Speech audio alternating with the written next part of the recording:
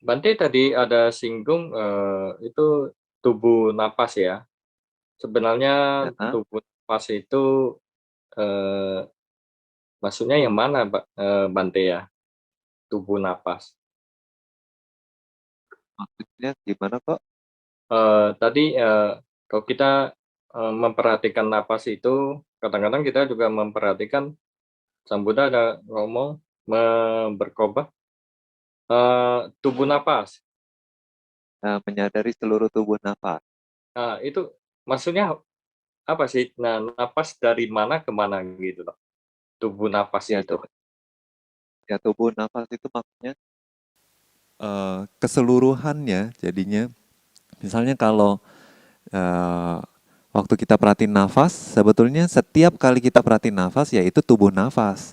Cuma kadang ya eh, kita hanya tahu bagian depannya aja, gitu. Nah, Ah, nanti kita lepas sebentar, nanti baru tahu akhirnya, gitu. Nah, atau kadang orang ujungnya aja atau pertengahannya aja gitu, nggak menyeluruh gitu. Nah, tapi itu akan lebih baik terjadi secara alami, ya. Terjadi secara alami itu maksudnya gimana? Jadi kalau misalnya ya ada air sungai ya ngalir. Nah, kalau air sungainya deras ya, apakah kita berani turun ke bawah mandi? Kan nggak berani ya kan? tidak berat. Ya. Nah, jadi waktu airnya deras seperti itu, kita hanya celup-celup kaki aja, gitu ya. Nah, terus kalau airnya sudah lebih tenang gitu ya, nah kita bisa turun ke bawah, mulai lebih dalam lagi, mungkin setengah badan gitu. Nah, tapi kalau airnya itu hening gitu ya, cuma ngalir sayu-sayu begitu, nah kita bisa mandi di sana, kita berani.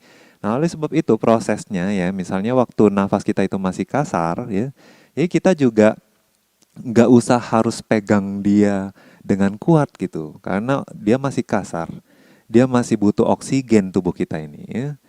Nah, jadi dia akan kasar, cepat ya, bisa cepat, bisa berat gitu ya nafas kita. Nah, kita cuma sekedarnya aja tahu, sadarinya hanya sekedarnya aja. Nah, lalu waktu dia nanti semakin halus gitu, semakin halus, baru kita berusaha lebih pegang lagi gitu. Nah, nanti waktu dia halus sekali, kita baru harus lebih cekatan lagi, lebih berusaha lebih hati-hati lagi pegang nafasnya begitu ya. Ini seperti pegang ikan ya. Kalau ikannya masih liar sekali ya, kita semakin kita pegang kuat, dia semakin menggeliat gitu ya. Jadi semakin lepas gitu. Nah, tapi kalau ikannya sudah lemes gitu ya, nah kita bisa pegang dengan nyaman gitu ya. Nah, jadi sama seperti itu. Jadi waktu kita konsentrasi gitu ya, biarin secara alami kita itu mengetahui seluruh tubuh nafas. Nah, karena memang waktu itu pikirannya sudah mampu gitu. Ngerti maksud Bante? Ya, ngerti Bante. Ya. Jadi tahap demi tahap gitu.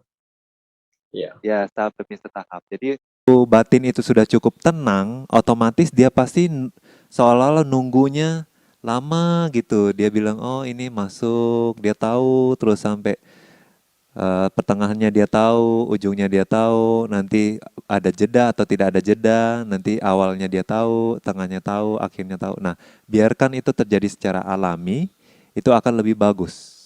Gitu. Karena kalau kita sengaja gitu dari awal kita sudah mau tahu awal, pertengahan dan akhir, nah takutnya nanti khawatir yang terjadi adalah usahanya terlalu besar, nanti pikirannya stres ya, malah mengembara kemana-mana gitu atau objeknya jadi tidak jelas. Yang awal, tengah, akhir itu maksudnya di bagian hidung dalam hidung itu ya, Bante ya?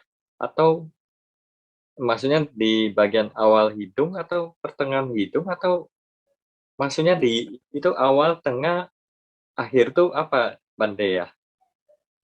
Awal nafas, Heeh, pertengahan nafas, akhir heeh, nafas. napas ya. Ya Napas nafasnya. masuk ke hidung kan? Ya Awal. nafas yang masuk ke hidung. Ya jadi kan nafas kan masuk ke hidung bukan? Nah, kita kan cuma tunggu Hmm. ya ndak.